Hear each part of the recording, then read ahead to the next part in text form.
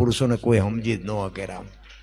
હારા દીકરા એમનામ ન થાય, એની માટે આપણે કંઈક વાવેતર માં વાવે તો જ થાય. બાપનું બાપુ પદ બીજું છે. મહાપુરુષોએ વાણીમાં કીધું છે પ્રથમ પહેલા કોને સમરીએ કોના લેઈ નામ, માત પિતા ગુરુ આપણા લઈ અલગ પુરુષના નામ. પેલી માનું નામ છે. માનું નામ એટલા માટે આપ્યું છે કે અખિલ બ્રહ્માંડના માલિકને કૃષ્ણ પરમાત્માને ખબર નહોતી કે માનો પ્રેમ કેટલો હોય, એટલા માટે બાપુ દેવકીની કુંખઈને જન્મ લેવો પડ્યો. કંસની વાત છે એ બીજી વાત છે, પણ માનો ભાવ, માની મમતા, માનો પ્રેમ કેટલો હોય અને આની મજા કેવી આવે એના માટે બાપુ માની કુંખે એને જન્મ લેવો પડ્યો. તારે જ એને ખબર પડી કે મળી નહીં માં ત્યાં સુધી પરમેશ્વર પશુ રહ્યો. અને દેવકીની કુંખે જન્મો પછી કાન કેવાડો કાગડા. માં છે ને એ તો બાપુ બહુ મોટું પદ છે, પણ અત્યારે તો આ સમય એવો થપાટ મારી છે, ગમે એ દીકરી ગમે એ દીકરા અરે હાલી જાય તે આપણને એમ થાય કે મા બાપ માથે કેવડી વીતી હોય. 18 વર્ષની 20 વર્ષની દીકરી કરે, એને ભણાવે ગણાવે, એ કે એવા કપડાં લઈ દે, એ કે એવા વાહન દે, એ કે એવા મોબાઈલ લઈ દે, અને મારા તમારા જેવા હારે દીકરી થઈ જાય દીદી મા બાપના કાળિયા માથે શું વીતતી છે ભલા માણસો.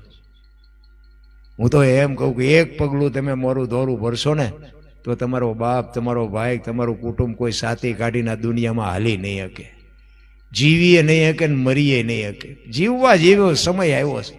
શું આ સમયમાં ઘટે છે આપણને?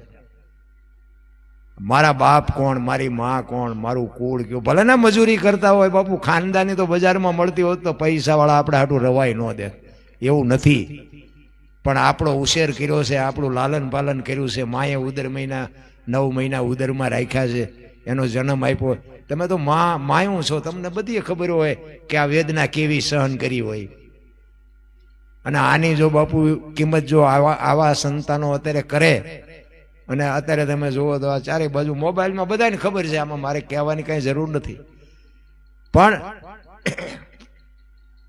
સંતોએ તમને મને જે શાન આપી છે ને, સદગુરુ મહારાજ જે કાંઈ તમને મને જે શબ્દ આપે, આપણે કંઈ દીકરા કાપવાના નથી, કરવત મુકાવાના નથી, બૈરા આપવાના નથી, કાંઈ કરવાનું નથી.